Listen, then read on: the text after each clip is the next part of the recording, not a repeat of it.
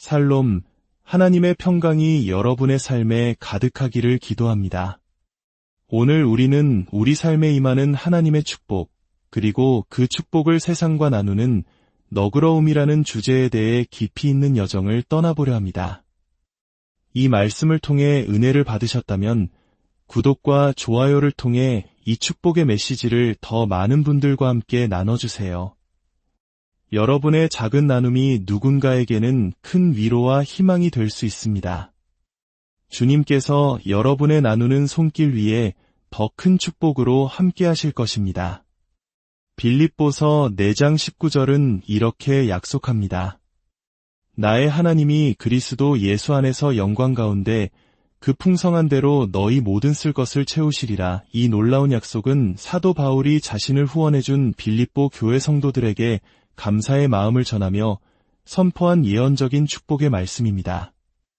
그는 이 도시의 모든 믿는 자들을 향한 하나님의 마음을 깊이 깨달았습니다. 그것은 바로 그들이 열방을 향해 복음을 전하는 일에 연결될 때 하나님께서 친히 그들의 삶을 무한한 공급의 통로로 연결하신다는 약속이었습니다. 이야기를 시작하기에 앞서 잠시 미소를 지을 수 있는 유머 하나를 나누고 싶습니다. 어느 날 교황님께서 뉴욕을 방문하셨습니다. 공항에 마중 나온 고급 리무진을 보시고는 운전기사에게 이렇게 말씀하셨죠. 기사 양반, 사실 제가 운전할 기회가 거의 없답니다. 괜찮으시다면 제가 한번 운전해봐도 되겠습니까? 운전기사는 무척 당황하며 말했습니다. 교황님, 죄송하지만 그건 규정상 어려울 것 같습니다. 하지만 교황님께서 간절히 제발요 라고 부탁하시자 운전기사는 차마 거절할 수 없었습니다. 알겠습니다. 제가 어떻게 교황님의 부탁을 거절하겠습니까? 결국 교황님께서 운전대를 잡으셨습니다. 탁 트인 고속도로를 달리며 너무 즐거워하신 나머지 그만 과속을 하고 말았죠. 곧 고속도로 순찰대 경찰관이 리무진을 갓길에 세웠습니다. 경찰관은 창문으로 다가가 운전자를 확인하고는 깜짝 놀랐습니다. 차 안에는 교황님이 앉아 계셨기 때문입니다. 그는 황급히 순찰차로 돌아가 서장에게 무전을 보냈습니다. 서장님, 큰일 났습니다. 무슨 일인가? 제가 지금 과속 차량을 단속했는데 탑승자가 보통 중요한 인물이 아닙니다. 중요한 인물이라니? 시장이라도 탔나? 아닙니다. 시장님보다 훨씬 더 중요한 분입니다. 그럼 주지사? 아닙니다. 주지사님보다도 훨씬 더 중요합니다. 설마 대통령이라도 된다는 건가? 아닙니다. 그보다 더 높은 분입니다. 서장이 의아해서 물었습니다. 대통령보다 더 높은 사람이 대체 누구란 말인가? 경찰관이 숨을 고르며 대답했습니다. 서장님, 저도 그분이 누구신지는 잘 모르겠습니다만 교황님께서 직접 그분의 운전기사를 하고 계십니다. 아마도 하나님이신 것 같습니다. 네, 가끔 우리는 이렇게 우리의 삶을 주관하시는 분이 누구인지 잊을 때가 있습니다.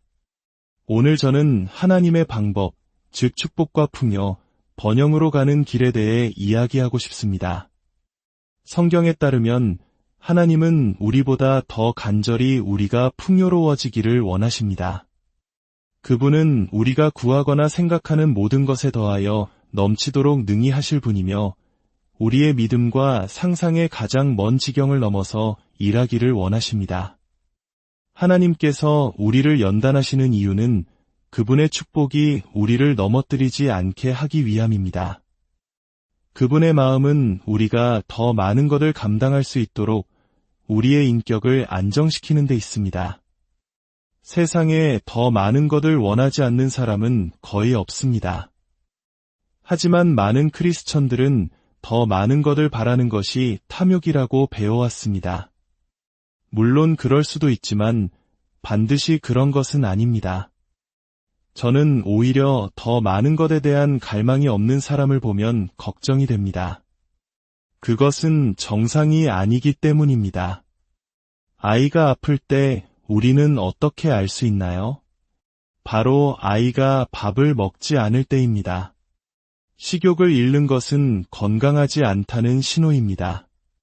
세상 어느 곳을 가도 정글 깊숙한 곳에 사는 사람들조차도 모두 더 나은 것을 원합니다. 몇 년 전 아프리카의 한 마을을 방문했을 때의 일입니다. 제 친구가 10대 소녀 2명에게 분홍색 연필을 한 자루씩 주었습니다.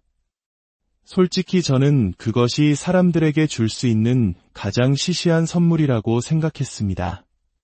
하지만 우리가 차를 타고 떠날 때 백미러로 본 두 소녀는 마치 복권에 당첨된 것처럼 펄쩍펄쩍 뛰며 춤을 추고 있었습니다. 단지 연필 한 자루를 받고서 말입니다. 모든 사람은 더 많은 것을 원합니다. 하지만 어떤 잘못된 종교적 가르침은 우리의 이러한 갈망을 빼앗고 그것을 거룩함 혹은 제자도라고 포장합니다. 예수님은 제자들의 위대함에 대한 열정을 꺾지 않으셨습니다. 오히려 그 열정을 재정의하셔서 그들이 감당할 수 있는 위대함을 맡기셨습니다. 더 많은 것에 대한 갈망은 우리 신앙의 필수적입니다. 우리 주변 세상의 고통과 부르짖음을 진정으로 보는 신자라면 더 많은 것을 갈망하지 않을 수 없습니다. 이것은 물질적인 왕국을 건설하려는 것이 아닙니다. 물론 하나님께서 우리에게 필요한 것을 공급해 주심에 감사하지만 핵심은 그것이 아닙니다. 하나님께서는 영혼을 향한 뜨거운 열정을 가진 사람들을 찾고 계십니다. 그들에게 비상하고 초자연적인 돌파구를 허락하셔서 자원이 부어질 때 그 자원을 지혜와 은혜로 사용하여 역사의 흐름을 바꿀 수 있는 사람들을 찾으십니다. 바로 너그러움을 통해 역사를 만들어가는 것입니다. 여러분, 너그러움은 의로운 삶의 증거 중 하나입니다. 하나님과 동행하는 삶의 자연스러운 열매입니다. 하나님이 만드신 모든 것은 나눕니다. 나뭇잎은 산소를 내어주고 태양은 빛과 열을 줍니다. 모든 것이 자연스럽게 나눕니다. 오직 우리 인간만이 선택권을 가지고 있습니다. 기억하십시오. 그 누구도 당신에게 헌금을 강요하거나 조종하도록 내버려 두지 마십시오. 그것이 문을 두드리는 사람이든 심지어 이 강단에 서 있는 저일지라도 말입니다. 만약 당신이 헌금을 하면서 조금이라도 압박감이나 죄책감을 느낀다면 즉시 멈추십시오. 하나님은 그런 마음으로 드리는 것을 기뻐하지 않으십니다. 너그러움이란 내게 주어진 재정을 영원한 가치를 위한 군사로 파견하여 역사의 흐름을 바꾸는 놀라운 특권입니다. 제 삶에서 나눔은 언제나 가장 큰 기쁨이었습니다. 저는 매달 수입이 생길 때마다 3가지를 원칙으로 삼습니다. 첫째는 당연히 11조와 헌금입니다. 지역 교회는 모든 사역이 시작되고 파송되는 본부와 같아야 합니다. 둘째는 세계 선교 후원입니다. 저는 아주 오래전부터 전 세계의 선교사님들을 후원해왔습니다. 셋째는 가난한 이들을 돌보는 것입니다. 30여 년 전 매달 월급을 받을 때마다 굶주린 이들을 먹이고 헐벗은 이들을 입히는 자선사역에 씨앗을 심기 시작했습니다.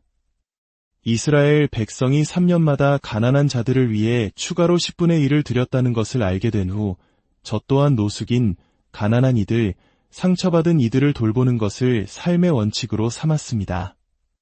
너그러움은 단지 돈에 국한되지 않습니다. 그것은 마음의 태도입니다. 상점에 들어가서 나를 도와주는 직원에게 미소를 짓는 것, 다른 사람의 머리 스타일이나 옷차림을 진심으로 칭찬해주는 것, 이 모든 것이 너그러움입니다. 그것은 내 안에 갇혀 있지 않고 내가 가는 모든 곳에서 선한 변화를 만들고자 하는 마음입니다. 11조에 대해 불편하게 생각하는 분들이 계실지도 모르겠습니다. 어떤 이들은 11조가 율법에서 왔다고 말하지만 사실이 아닙니다. 11조는 믿음의 조상이라 불리는 아브라함에게서 시작되었습니다.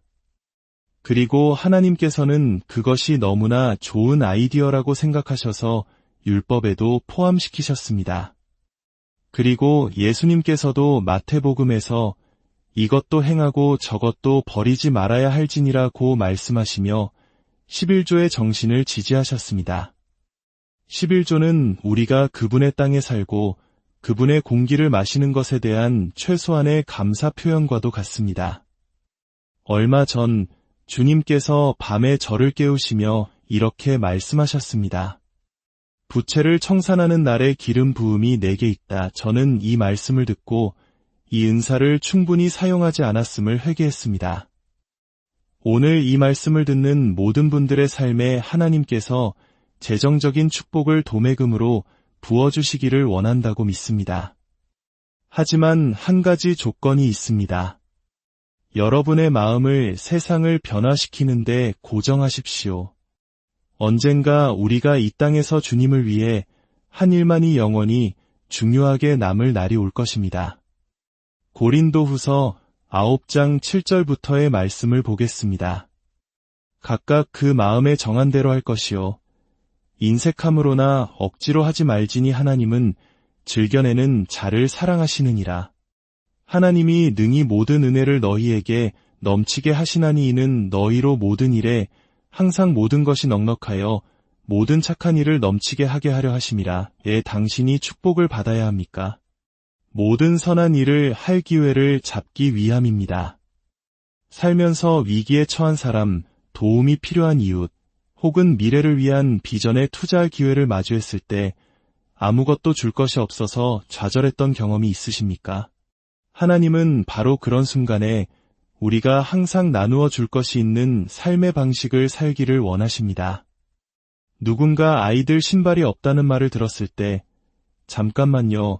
마침 오늘 아침 주머니에 넣어둔 돈이 있네요. 라고 말하며 즉시 도울 수 있는 삶. 선교지에서 복음을 전하던 배가 가라앉았다는 소식을 들었을 때 네, 우리가 새 배를 사드립시다 라고 말하며 수표를 쓸 수 있는 삶. 마음이 움직이는 모든 순간에 행동할 수 있는 능력. 이것이 바로 하나님께서 우리에게 주고자 하시는 풍요입니다.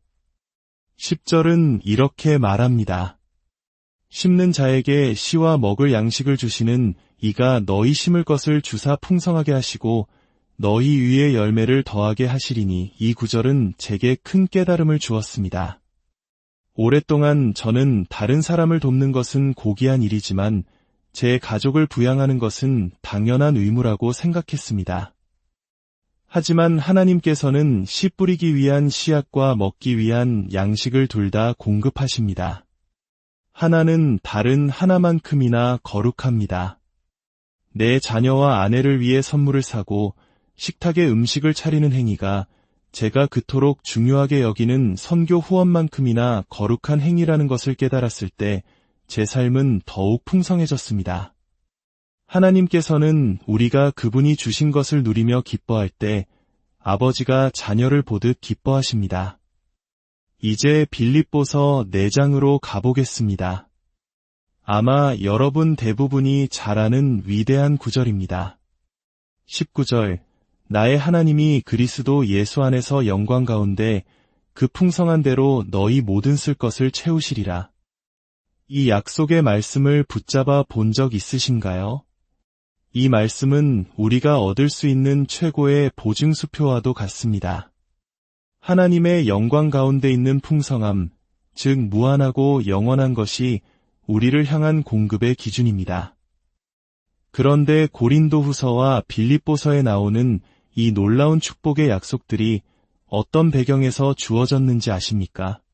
두 약속 모두 선교 후원과 직접적으로 연결되어 있습니다. 바울은 선교사였고 빌립보와 고린도 교회는 복음을 한 번도 들어보지 못한 사람들에게 나아가는 그의 사역을 후원했습니다. 바로 그들이 세상 끝을 향한 사역을 지원하는 그 맥락 속에서 하나님은 그들의 삶에 무한한 공급을 약속하신 것입니다. 사도 바울은 자신을 후원해준 성도들의 희생에 대한 감사함으로 가득 차 있었습니다. 그리고 그 감사함이 넘쳐 흐르는 마음에서 나의 하나님이 너희 모든 쓸 것을 채우시리라는 위대한 예언적 선포가 터져나온 것입니다. 한 교회가 건강해지는 시점은 교회가 자신의 울타리를 넘어설 때입니다. 가장 멀리 비추는 등불이 집에서 가장 밝게 빛나는 법입니다. 우리가 열방을 향해 우리 자신을 내어주지 않는다면 우리는 바로 이곳에서 우리가 하도록 부름받은 일을 할 만큼 충분한 것을 결코 갖지 못할 것입니다. 그것이 하나님의 경제 원리입니다. 하나님의 경제는 세상과 다릅니다. 제가 11조를 드릴 때 제게는 수입의 90%가 남습니다. 그러나 그 90%는 축복이 더해져 100%보다 더 효과적입니다. 하나님을 아내보다 더 사랑하는 사람은 하나님을 첫자리에 둘 때 아내를 향한 더 큰 사랑을 갖게 됩니다. 이것이 하나님의 방식입니다. 저는 이 도시가 변화되기를, 하나님의 축복이 넘쳐나는 곳이 되기를 간절히 갈망합니다.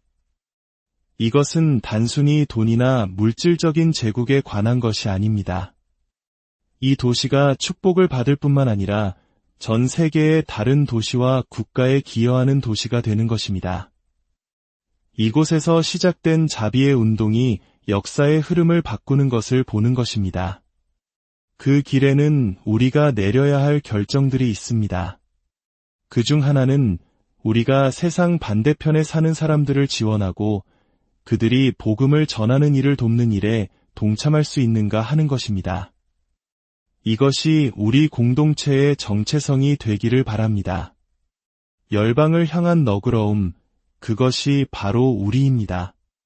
그것은 한 달에 커피 한 잔 값을 아껴 선교 헌금으로 드리는 작은 실천일 수 있습니다.